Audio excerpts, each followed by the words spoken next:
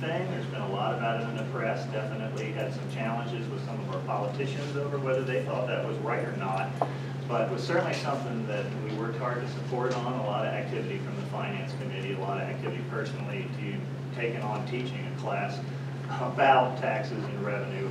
And so was pleased to see that happen, and it has worked as advertised. So very pleased with that too. Mr. Cooper? Okay, this question is for all. And then we're going to rotate and start with Ms. Hunter. Ms. Hunter for this. Did you support the last Oak Hills levy? That's kind of complicated.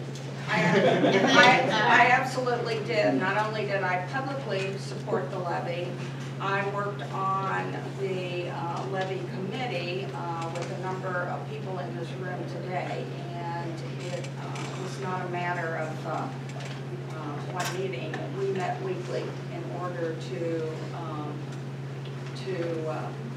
be able to strategize to pass that levy on the second try. So absolutely, I did support it. Okay, Mr. Ryland, I'm going to read the whole question. Oh. Okay. Did you support the last Oak Hills levy, and if yes, what role did you play in supporting it passing? I absolutely supported it. We were very involved from a PTA. I was PTA president here and worked to help facilitate the session that we had, both with the candidates at the time and the levy committees here, to help get the word out, get the activities into the PTA publications, and make sure everybody knew the need was real for the funds. We were going to use them wisely, and we were going to make sure that the education was able to continue and in some cases restore some service, but still be the minimum we could actually get in order to continue to make Oak Hills the great school district it is. Thank you. Mr. Cooper?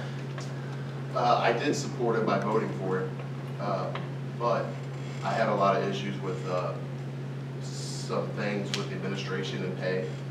I don't like the fact that we were threatening to lay off teachers. I don't like the fact that we were threatening to lay off custodians. I don't like the fact that we're threatening to lay off anybody when we have secretaries that are sitting over in an office making $90,000 a year. So in that aspect, no, I did not support that levy. And I'll be honest, when you have people that are making that kind of money and you're threatening for a levy to lay off individuals and to cut items of sports and things, you're right. I did not support that. It wasn't right, but I did vote yes. Okay, I did, because it's for the kids, eventually, hopefully. But with the language that they have, when they're threatening to cut, services and lay people off, and when you've got people in the admin doing that, I can't do. I couldn't support that. Thank you.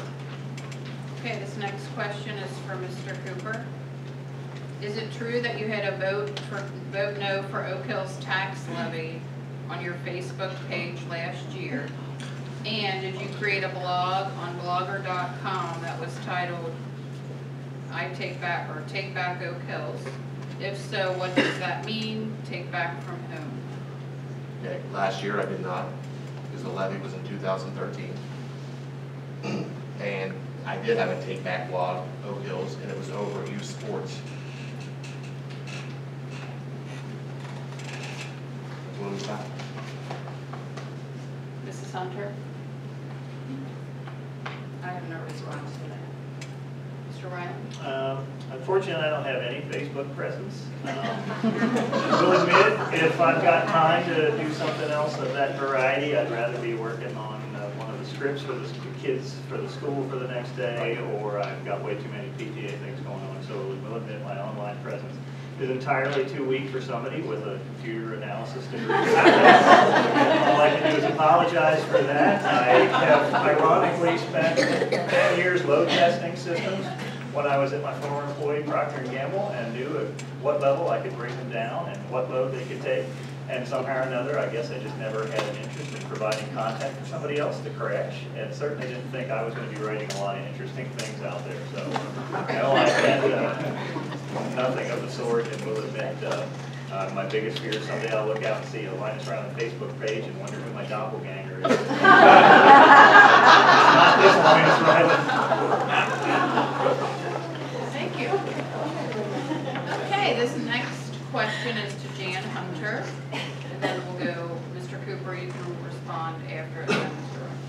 Did Did you go against the advice of the district's attorney when he and Mr. Yohe advised you to sign the Oak Hills agreement with the Oak Hills Little Highlanders? I'm sorry, repeat that for me? Now, you know I didn't write this. Did you go against the advice of the school district's attorney when he and Mr. Yohe advised you to sign the OH agreement with the Oak Hills Little Highlanders? Well, number one, that information is confidential and was discussed in executive session. So that is absolutely information that should not be discussed in this forum.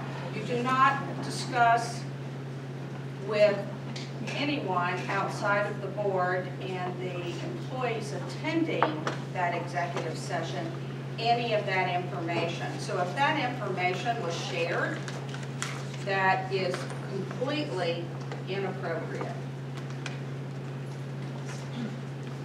Mr. Cooper? Sure. Mr. Ryland?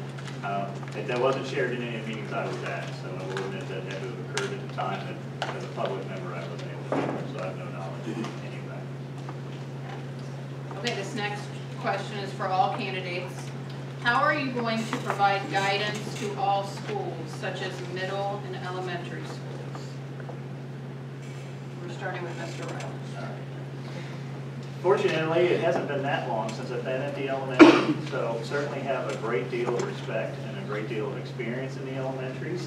Obviously, I still have a student here at the middle school, so excited about that.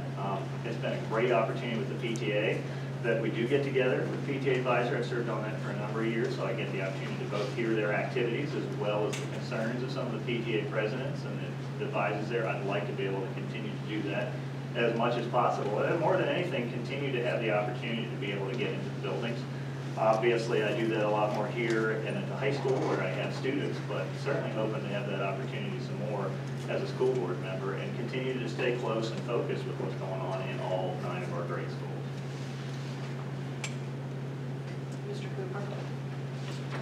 I've attended several board meetings this year where certain schools like Bridgetown are doing a punch card system for their educational process that was held at Bridgetown, what, 2 months ago?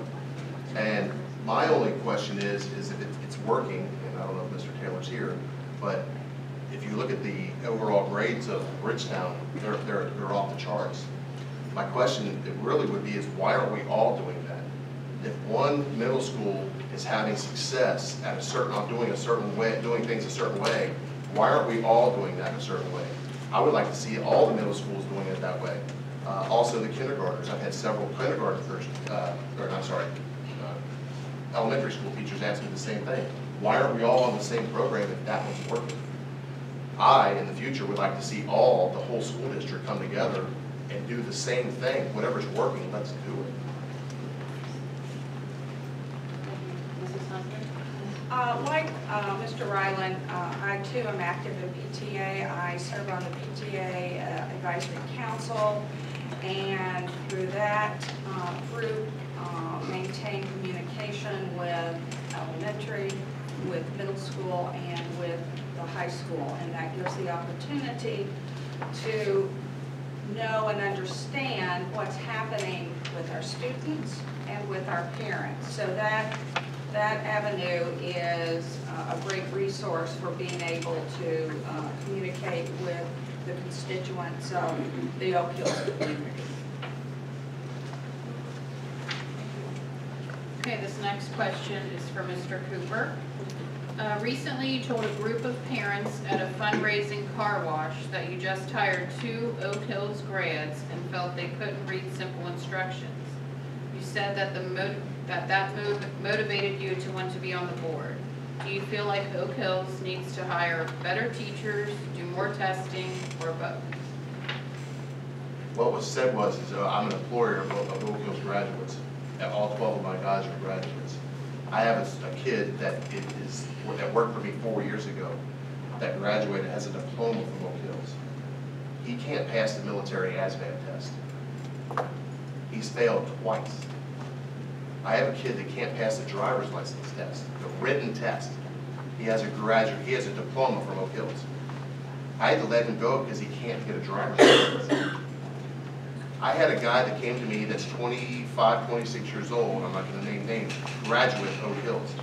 I had to sit down and read to him my policy manual so he could sign it. So what it's gonna take to make sure that doesn't happen again, I don't know yet. But to me, something has to change. That's 3 employees in the last 5 years that's been in that situation. So we're failing those lower kids. We're failing those kids. Now, whether it's teachers or testing, I don't know. Thank you. Mrs. Hunter? I doubt the accuracy of those statements. In order to graduate from any high school, you have to pass the OGT, the Ohio Graduation Test. And in order to do that, you have to be able to read. So anyone that has graduated from Oak Hills High School, I would doubt very seriously that they could not read. Mr. Riley? I don't have experience with that. The people that we have hired, I've never seen any issue with that. I will admit, most of the people we hire are college graduates, and I certainly found my sons are doing very well in college. One is about to graduate from the University of Cincinnati DAP program, which is very challenging to get into, and was able to do that, especially when taking several courses with our students here, particularly in the graphics area, that were just spectacular for getting them ready for that.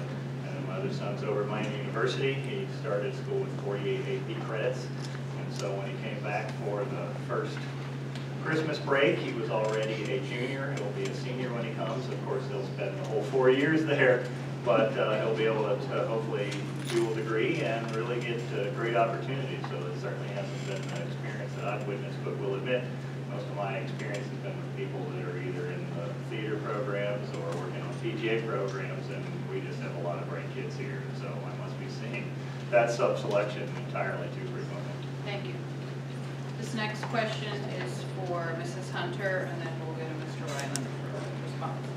Mrs. Hunter, did you authorize taxpayer dollars to be used to pay an attorney to change facility usage forms that had been in place for over 20 years? And how much was spent on the attorney? Well, first of all, there are attorney fees that are a part of our budget, that are a part of the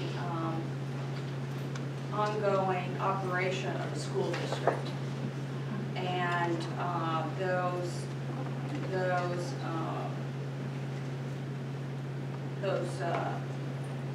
forms that you're talking about, that was debated by the board, and that was determined to be what a majority of the board approved. And so therefore, it's just a matter of record that those, anytime we have any type of change like that, our attorneys will look that over. They will make recommendations for us for about how those would be legally conducted. Thank you. Mr. Ryland? Obviously, I'm not familiar with what attorney fees may or may not have been paid or handled, but I will say one of the things I've been pleased to see the last couple of years that the board has taken on is they've been going through all of their policies, and there are a whole lot of them. And renewing them, updating, finding things that now need to be updated, things where electronic media and email and things are not covered in the policy, and getting those things added. I know as a finance committee, we did take a look at the facilities policy as well as a few of the others and talked about are fees appropriate? Do we have the right language? What do we need here? And so, of course, those of you that know me here know I am a big bylaws wonk. I love Robert's rules, so the opportunity to dig in on these policies, both before as I've been reading them off the website, with the changes and the opportunity to do that as a board member, something that does absolutely excite me. And so there are several already on the short list that I think hopefully will be the next ones the board gets the opportunity to look at. Thank you. Mr. Cooper? Nearly $8,000 was spent on attorney fees, taxpayer dollars. That's exactly what it is. It's real close to $8,000. Because that's the record request that I asked. Thank you. question is for all, and we'll start with Mr. Cooper. What are your views on all-day kindergarten? My views, I like it. I think, as I've spoken to you about it, I think that it puts our children way ahead of the curve. I think it will help, like you and I discussed, with IEPs. So it's a great idea. But then I speak to Mr. Bain, and now we need to find the financing. As long as the financing's there, and we can find a way to get all-day kindergarten, I think it's a great idea. Mrs. Hunter? As I previously mentioned, we already have all-day kindergarten for those students who are identified at risk for academic advancement. So that program has been in place. It's been in place for a number of years. I do have reservations and concerns about moving forward with all-day kindergarten because of the costs entailed. We have no idea what the reimbursement from the state will be